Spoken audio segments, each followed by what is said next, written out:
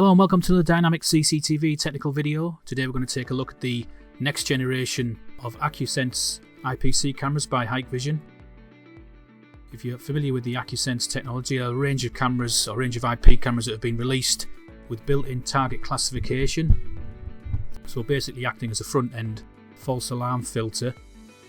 The units basically detect humans and vehicles moving in the image. They're able to map them and they're also able to monitor them, triggering events such as line crossing or intrusion detection. Anything that's deemed a human or a vehicle is treated as a genuine alarm. Anything that isn't is filtered out. The one big advantage of that is that the front end doing the alarm filtering basically means that the back end can sit oblivious to any false alarms and then only reacting in terms of linkage action when an event that's deemed a genuine human or vehicle triggered event comes through. So the cameras have the built-in human vehicle target classification. As you can see, they're done by the onboard algorithm. Real-time events are then sent through to the back end, so your mobile device, VMS software or back-end NVRs. NVR GUI 4.0 has quick target search facility for both human and vehicle files, so that allows you to quickly go and search human and vehicle images. So the camera itself will not only send the event through to the back end, but it'll also send actual image files as well, vehicle and human image files. You can obviously interrogate per camera at the back end, which is another good feature of the Acusense units. So what's new on the second generation range of Acusense cameras that the first generation didn't have? The algorithm has been improved, so it's more stable algorithm. It's based on an actual video or a collection of frames rather than a single frame, and that allows it to be more stable in terms of it being able to classify whether it's a human or a vehicle that's actually triggering the event.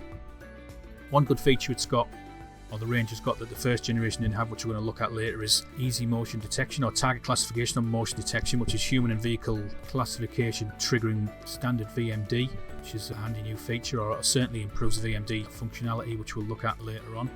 Distances have changed slightly with the second generation, or your further distances have changed. We've now got up to 50 metre target classification distance. We've got 3 streams, we've got motion detection, dimension classification.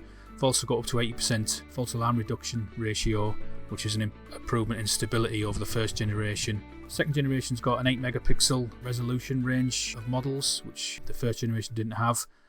And the 4 and the 2 megapixel units have got low light sensitivity or better performance in low light, and they've also got lower f-stop, lens f-stop as well, which improves or enhances the low light capabilities as well. We've got U model, which has a built-in microphone. We've also got a connector panel as well on a VF models 2.6 and 2.7 units, and we've got different camera forms as well, which we can see there. We've now got the 2.0 mini bullet that forms part of the range as well, which the first generation didn't have. There's also an SL model as well, which has the onboard flashing white light and audible alarm under event conditions. That's linkage action at the front end that the camera actually performs when a genuine event is triggered as well. So target easy motion detection, target classification on motion detection. As we all know, conventional VMD is very susceptible to false alarm triggering. Conventional motion detection is basically just looking for a change in contrast in the pixels. So it can be triggered by a lot of external factors: shadows, cloud covering, image noise, car headlights. Reasons that you wouldn't want it to trigger can quite easily trigger conventional VMD. So now we've got human and vehicle classification for VMD, which could be set up similar to how it would on your smart events, basically through a tick box here, and that allows your detection zones to be also have the extra stability of only being able to trigger when a human or a vehicle enters the area. So we'll look at that particular new feature later on, which is something of a first of its kind, if you like, and something that you currently do only get with the second generation Acusense units or technology. So quite an interesting feature of these units. It came in with firmware 5.5.130. We'll be looking at 5.5.131, which is the next revision on from that today for our video purposes.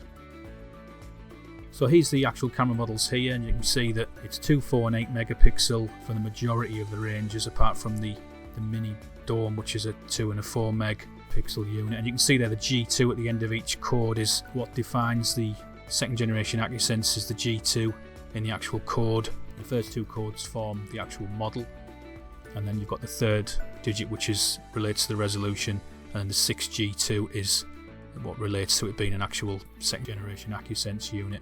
As you can see, we've got very focal units in the range there at the bottom, also a turret as well.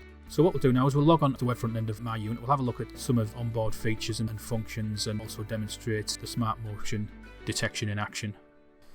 Okay, so I'm now on the web front end of our G2 second generation Acusense unit. So we're just going to go into the configuration menu, have a look at some of the settings in there.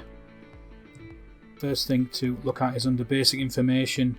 You can see our model there is a DS2CD2T86G2, so it's the 8 megapixel bullet camera. And our firmware is 5.5.131, which is the latest version at the time of making this video. Over onto VCA resource, we've got three options there. Smart event face capture and monitoring. One thing I didn't mention earlier is the face capture aspects of this camera. It can actually be utilised as a face capture device. It can capture up to 20 frames a second, but ideally to be utilised with the likes of your deep in mind recorders, also your iSeries MVR, where face libraries can be stored and interrogated. The deep in mind units obviously have much more in-depth search facilities, and also the face comparison libraries as well. You can take advantage of this camera with. It does actually allow you to add more cameras to deep in mind by using the face capture camera. It takes some of the processing requirements away from the recorder and allows you to utilise more cameras on the recorder, and obviously take advantage of the search settings within there as well. So that's a handy thing to keep in mind. Obviously you can't have the smart events and the face capture at the same time, so you've got to choose one or the other. The other tab there is the monitoring tab, which you'll find on the 8 megapixel units, and that's for if you want to utilise rotate mode, which is something that's just been brought in with the .131 firmware. So if you've got really narrow field of view you want to look at, rotate mode allows you to remove a lot of the width out the image so that your field of view is concentrating only on the area of interest. Again, with the 8 megapixels, if you put it in a monitoring mode to rotate, you don't get face capture or your smart events, so bear that in mind as well at the same time. So if we go down to the image settings, in here we can see under our day night switch tab, we can see we've now got an IR supplement light mode, which allows us to disable and enable the infrared light. You can also choose how the infrared light is, the intensity of the infrared light is, and the illumination level. We can set it to auto here and allow the camera to automatically judge how much illumination's needed. It'll work off this scale, 0 to 100. So if you have it set to 100, you're giving the camera license to choose any point within that scale as its optimum sort of illumination level. It all depends on the field of view and the distance between the camera and the area that's being illuminated, I suppose. There's also a manual setting there as well, which allows you to choose your own intensity level. If you're happy with a certain level and you wanted that constant level of illumination permanently throughout the night, then you can set that there and just leave it as it is. We'll pop that back to auto. Now we're in face capture mode at the moment, so you will see this tab at the bottom under face capture, and it gives you some of the settings there in terms of being able to set the actual target picture and choose whether you want a headshot or a little bit more on the image, a full body, or you can customize the capture size yourself using these settings here. You can also choose the picture quality and resolution. You can display your VCA information on the stream. If you wanted to see that from the web front end, you need to have your local rules enabled up here, which I think I already have, there. But on your back end devices, it depends on what you're viewing it on as to whether or not you'll see the rules or not. But it basically relates to the detection area, and also when your face is detected, there'll be a target icon around your face as well, and that'll be displayed if you tick that tick box there. And there's display target info and alarm picture as well, which basically means the generated picture will have the target box around the face as well when it's generated and obviously sent to the back end devices, so you can tick that there as well. We can create a rule under face detection, which is a capture area. I've already got one on the screen there, but if those areas of the image where you didn't want it to capture faces, this will allow you to customize where the detection zone is. It's basically done just by drawing the box there, which we can quickly do. Try and make it something similar to what was already there. There we are. Minimum pupil distance is a handy feature. It's basically the minimum pixels between the pupils of a detected face. Prevents faces being captured when they're further away from the camera, when there's less detail or if they're less prominent in the scene. You can tell the camera to ignore those faces by setting the correct pupil distance there, so people who fall outside that minimum distance will just be ignored by the camera. So that's another handy feature to keep in mind. There's also shield regions as well there, which you can place within the detection zone. If there was one sort of awkward area within the detection zone you wanted to shield, you can set up to 4 shield regions here by drawing the area on screen, similar to how we just did previously, but that's it. That becomes shield region number 1 there, and obviously you can have up to 4 of them in the image as well. And there's also a handy little smart display dashboard on the web front end, which is like a live face capture dashboard. Shows the face across the bottom as and when they're detected, so hopefully I can quickly demonstrate that now.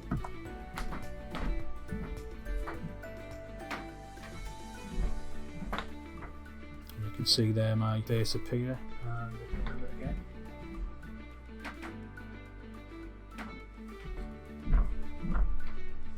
again there. There's my second face capture there that's appeared. So you'll get them sort of as a live ticker across the bottom as and when the face is detected. To be honest, the face detection facilities ideally utilised on a back-end device such as an Acusense MVR or a Deep in Mind recorder, but this is a handy little side feature within the web display that you can utilise if you wanted a live face capture screen on display. So I'm going to reboot the camera now into smart event mode and we'll have a look at the smart motion detection.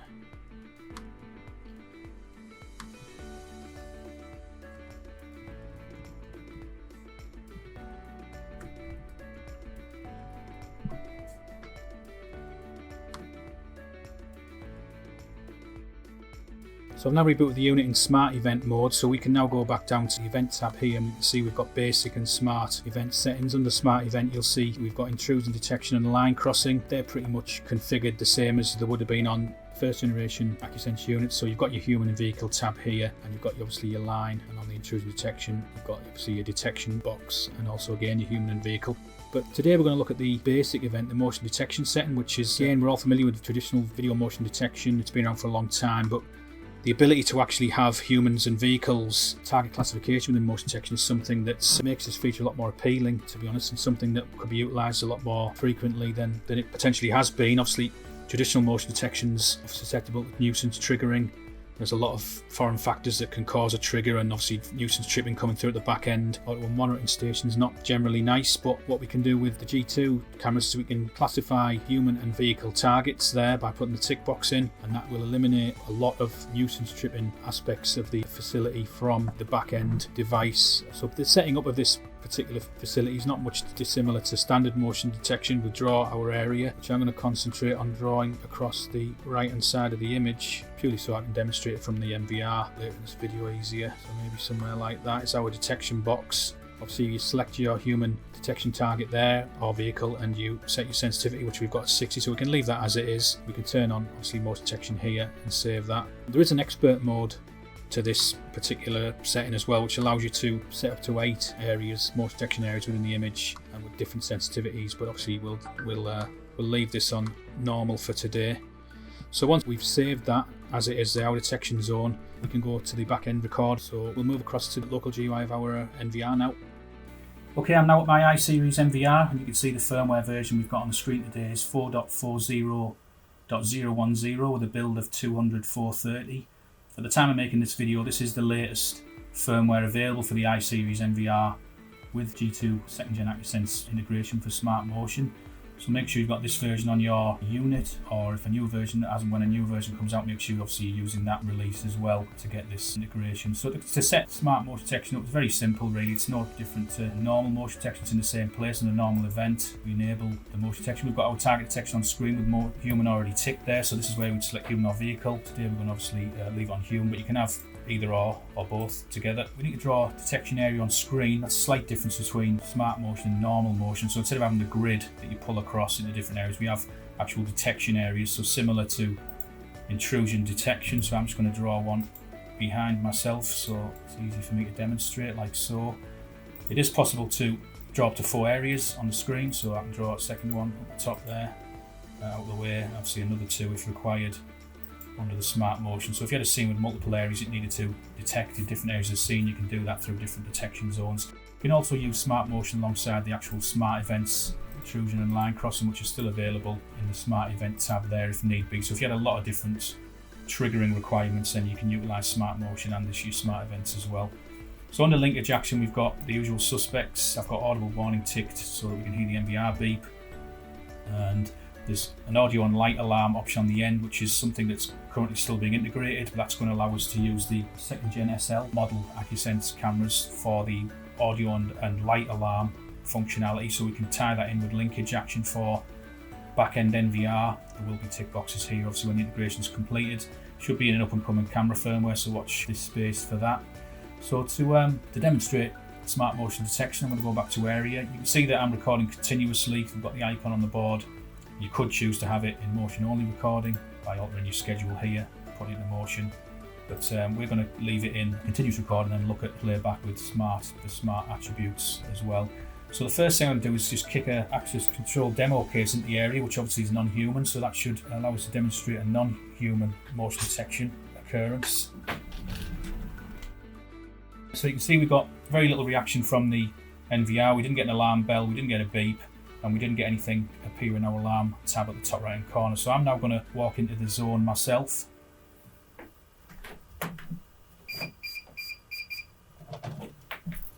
You can see immediately we got the beep, we got the alarm bell, we've also got a motion detection alert in the top right hand corner. So I'm just going to quickly repeat the demo with the sensitivity on 100%, so the motion detection being its most sensitive, and I'm going to kick this back in.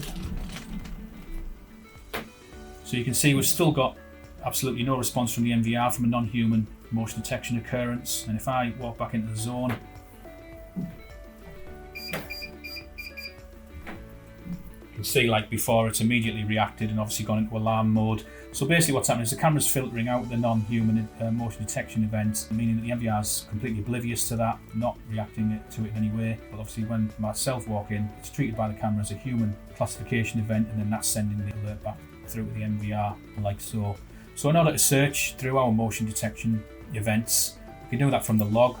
And here we can choose to select the motion detection tab, put our time and date in at the top and do a search, and then we can see that the two events that I've just triggered are on show. We can play them back if we want to, like so from there. We can also go into file management to do the same search. This allows us to choose our camera and event type, so I can quickly choose camera 1, which is what I'm using today, and motion detection, do a similar search. And we've got the same two events there, and also with the play icon. So any of the two false alarms, like I say, are not or added to the log by the NVR, as it's not obviously been made aware of that coming through at all. The camera's filtered that out. So I'm just going to go into playback now, and in here we can select our camera. We've got obviously today's date tick there, and we can see what we've got along the bottom is a normal blue record timeline for normal playback. There's not much footage on this machine, so we can just see there we've got 10-15 minutes footage there. So normal playback, you just get a blue timeline. If we click on smart, what we have now is, if I just pause that, is a predominantly red timeline, which is basically the recorder telling us that there's been a lot of activity in the scene. So what that is anything that's deemed as movement throughout the scene as a whole will be coloured red as being smart or activity driven footage. What we've got at the bottom now is two options for human and vehicle. So this allows us to fine tune or pinpoint an area that's had an event triggering for an actual human or human classification event. So if I click on the human, we can see that we've got two areas of red there, which are two events that I triggered earlier. If I untick that, we've got a lot more red, which is basically it's the unit picking me up around the recorder here as I'm talking during this video, which is outside of the detection area but still classed as smart footage. We've also got vehicle, so I click that, we've got total blue bar, so no vehicle detections in my room, I'm happy to say, but human detection, we've got two events back here. Under the play strategy, we can choose how we want to play back. Under smart detection, we can choose it not to play normal videos, or we can choose to play normal videos at a faster speed. So what happens when you do not play, it'll jump the blue and it'll skip the blue and only play back the red detected events. So if I quickly click OK to that, move my timeline to here, press play, you can see it's jumped to the first event immediately. And when it finishes that, it should jump to the second, like so. So cutting out any footage that is not deemed to have any activity or anything useful happening in it, concentrating on the actual event or human detected event footage. And like I say, under there, you can choose it to still play the normal video but have it playing quicker, which allows you to scan the non-active footage a lot quicker, but still obviously see it on screen and see what's happening if you want to see a build up to an event, etc. So that's a smart motion detection. That's the back-end IC's NVR integration with smart motion detection, which is available on the G2 second generation Acusense cameras. Full range is available from Dynamic CCTV. If you've got any further questions, please don't hesitate to get in touch with your account manager or Dynamic CCTV's technical support department. I'm more than happy to answer your questions, and we're available during office hours to take your call. So thanks for watching today. Please continue to like and subscribe to our YouTube channel. We've got new and interesting videos coming all the time, so keep an eye on our YouTube channel. And thanks for watching, and we'll see you next time.